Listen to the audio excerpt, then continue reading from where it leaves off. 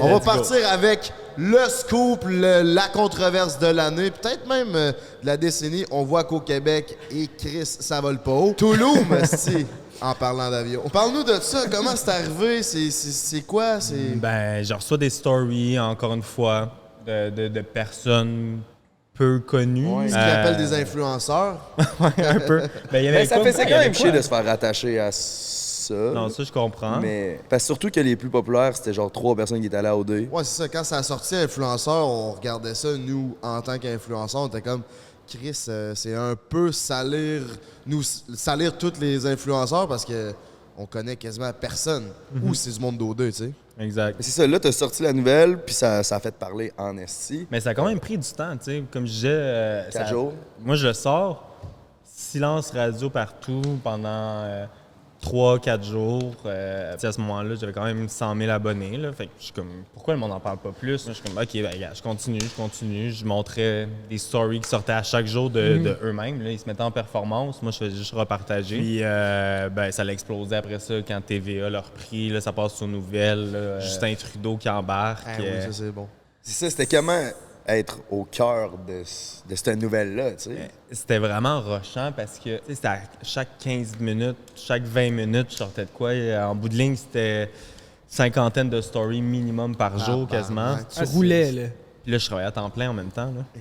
Puis toi, quand c'est arrivé ça, puis t'as dit que ça a pris 3-4 jours avant que ça éclate, est-ce que tu le savais que ça allait éclater autant que ça? Non, vraiment pas. Plus que le monde embarquait, plus que je voyais qu'ils en voulaient, fait que plus que j'en donnais. Puis ben là, après ça, je me suis fait... Puis après ça, il y a eu le backlash. Ben, je me suis infiltré dans leur groupe Discord. Tabarnak. Ouais, comment t'as fait ça? C'est même un espion. Ben, comme il dit, il y a 200 000 personnes qui suivent, Ouais. fait qu'il y a quelqu'un qui donne le Fait que, code. il y a du monde qui était dans le Discord qui m'ont donné accès. Puis là, à un moment donné, eux, ils réalisent que je suis dans le Discord.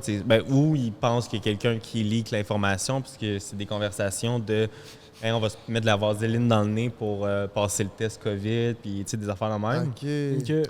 Que je sortais publiquement, puis là, le monde réagissait. Puis moi, je les voyais dans le chat, eux, réagir, faire Chris. Le guys, tabarnak. on arrête de parler ici des informations, puis on se parle ailleurs. Mais le monde, il continuait quand même à tout donner l'information gratis là-dessus. Hein. C'était une mine d'or, le Discord. Moi, je suis comme, merci. Merci, la vie. Puis il y a eu crissement du monde qui ont dit que ça se faisait pas d'expose puis de salaire de réputation. Encore une fois, y a-tu un côté de toi qui se sentait mal d'avoir divulgué ça ou pas? Quand on dit il y a bien du monde là, qui ont dit ça, là, en bout de ligne, là, c'était les influenceurs. Les influenceurs du vol.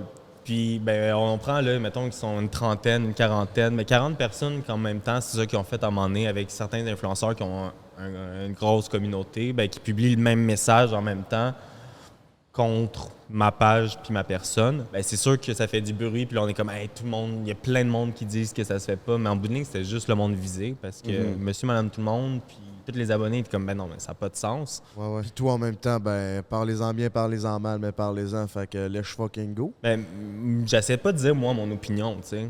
Moi, je mettais les faits, puis après ça, le monde le voyait.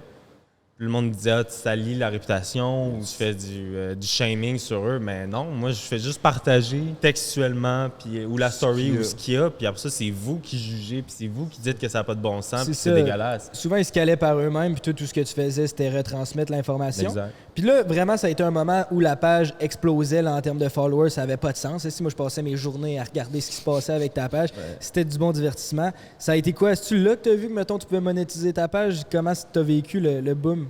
Ben là, à ce moment-là, ça fait 100 000 à 200 000 en 48 heures. C'est incroyable. Ça n'a aucun sens. Fait que là, je suis comme, qu'est-ce qui se passe? C'est stressant, là.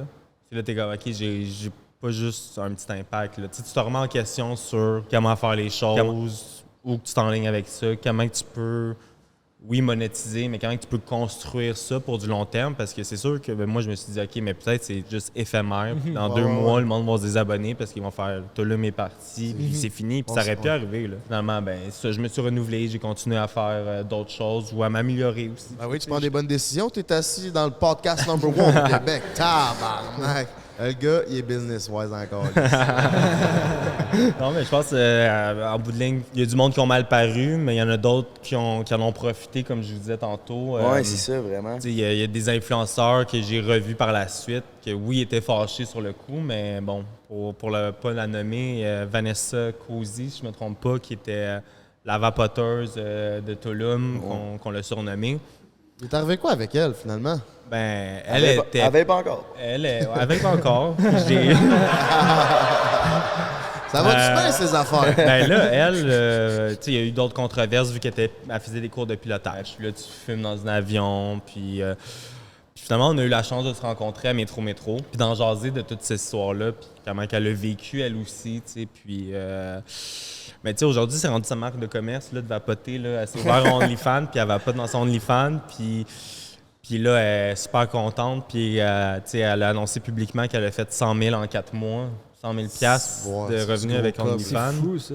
Puis 12 jours plus tard, elle a fait un autre 100 000. Bon, mais Chris, c'est pas compliqué de faire du cash, faire un scandale, qui sait ce qu'on va le poster, porte un OnlyFans, le touré, ouais, je m'en Oh, avec le bat que t'as, Jay, je suis pas sûr. Ça va. Puis, dans le fond, dans ce cas-là, Tulum, le cerveau de l'opération, c'était Seigneur. C'était comme lui là, qui était riche puis qui dealait là, tous Exact. les influenceurs. T'as-tu des nouvelles de Seigneur? Qu'est-ce qui se passe dans sa vie, lui? Mais ça, je pense que c'est ce qui a aussi donné ça a donné des ailes l'intérêt au scandale. avec ça, tu sais, parce que c'est un personnage qu'on Ouais, connaissait pas. C'est Là. lui qui a les statuts de lui-même? Oui. Ouais, c'est Oh, lui qui a les statuts. Il a bon, fait une... ça. Quelle légende! Après Tulum, il a fait une conférence de presse avec tous les journalistes, avec des drapeaux des États-Unis, du Canada, puis qui voulait rien dire, sa conférence. Mais en bout de ligne, cette personne-là, oui, j'ai eu des nouvelles. On s'est souvent quand même DM, tout le temps dans le respect, super gentil le gars. Ok, il était pas, je pensais qu'il était fru après ta page. Jamais il m'a envoyé chier, jamais. Au contraire, quand je sortais des affaires sur lui ou sur Tulum que j'avais, souvent il me DM puis il est comme « Ah non, mais regarde, c'est ça la vraie affaire » ou c'est une partie de l'histoire. Il me donnait du jus aussi. Fait que lui, il était wise, puis il voyait aussi... Ouais, c'est ça. L'attention qu'il y avait sur lui, s'il y a des statues dans sa cour, il doit Exact. bien aimer Mais voir es-tu- que le monde le regarde, tu sais. Il est-tu petit? Non, pas tant. Ben, il est pas gris, Quelle J'allais dire, question, il mesdames est et 5 messieurs. pieds 10. Non, mais je dirais, à mon souvenir, j'allais dire, il y a 5 peut-être le syndrome de Napoléon comme nous. Ouais, moi aussi, je l'imagine comme un petit complexé qui a Ouais, des ouais. statues. Non, non. là. Non. Parce que moi, je suis pas sûr qu'on l'a, le syndrome de Napoléon, nous autres. Mais, On veut des tu statues. sais, ce gars-là, il a sorti 2 albums dans le passé de rap. Puis là, depuis Tulum, il dit qu'il en sort un nouveau. Va-tu s'appeler Tulum, tu penses? Non, ça va s'appeler Ostrogoth. Ah! C'est Ouais. bon, C'est ça. pourquoi ça s'appelle de même, c'est que notre cher premier pénis, Justin Trudeau, les a appelés les Ostrogoths dans sa sortie publique sur ce sujet.